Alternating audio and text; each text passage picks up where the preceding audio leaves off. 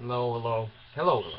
Sir David the Bard. I'm coming to you from the big Hollywood sign down here in Hollywood. I'm on the 405 freeway, and I'm just kind of waving at the sign. It's a big sucker. It's big. Anyway, I wanted to do a video on women not wanting to be sex objects. Now, it's hard for me. See, I can't keep a straight face. I was gonna say it's hard for me to say this with a straight face. Okay. Now, women, I've watched this now. I'm almost 66 next month. And I've watched this over a lifetime. ERA and Leave It to the Beaver. What a show. What a show. Anyway, I've watched this evolution of women in society not wanting to be a sex object.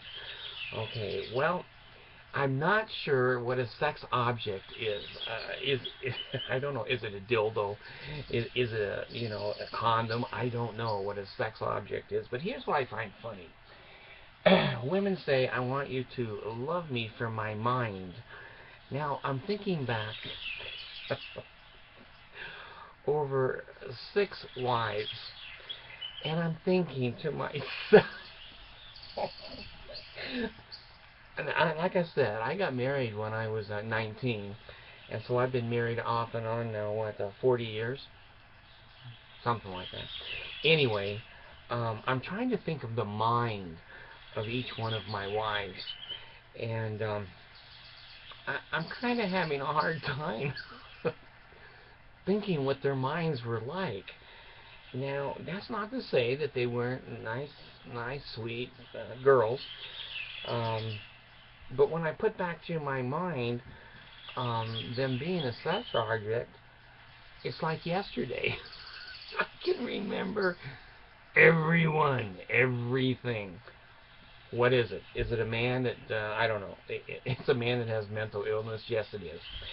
Now, here's what I find interesting and funny. Women love to buy shoes. They love to buy new clothes. And when they get their hair done, they'll come home and they'll say, "What do you think?" And I go, "Think about what? Did you bring a Big Mac? Look at my hair. Oh, yeah, your hair looks cool."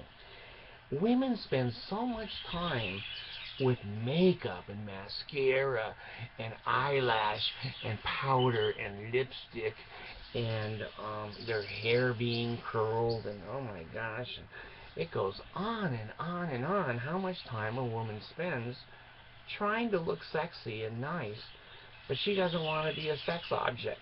Now, here, here's what we need to do to fix this sex object thing. We need to have all the women in the world who don't want to be looked at as a sex object to have a special little sign put on their forehead right here. It can be just, a little blue piece of paint. It doesn't matter.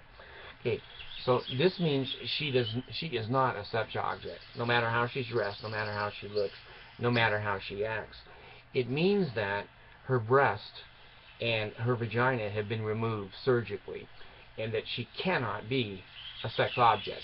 Now, that woman can walk around all that she wants through society, and she's probably going to be treated like a man. But those of you that don't want the mark on your head, for God's sakes, if you're not a sex object, of course you're a human being. Of course you have a mind. Of course you have education. But damn, the main thing that drew us to you is that thing between your legs. It's powerful. It's powerful. So, my summary is this. If you don't want to be a sex object, don't fix your hair. Don't put on makeup. And have your breast and your vagina removed. And then a little paint up here, so as the men go through society, we know, hey, we're not going to hit on you. You don't want to be a sex object. The rest of you that keep putting on girdles and nylons and short dresses and beautiful eyes, red lipstick, and you're sweet and you're funny and you're like a cheerleader. Damn. You want to be a sex object, I know, and we want you to be a sex object. That doesn't mean we don't respect you. It doesn't mean that we don't have kindness and companionship. Hell, companionship is, many times as you get older, companionship becomes more important than sex. But man, when you're 20 to 50, you know, a sexual object is what men are looking for. So I'm not certainly condoning treating women poorly. That's for sure. The glass ceiling and not letting them vote and treating them like chattel and slaves, like in the the FLDS church and the Mormon church, that they're inferior.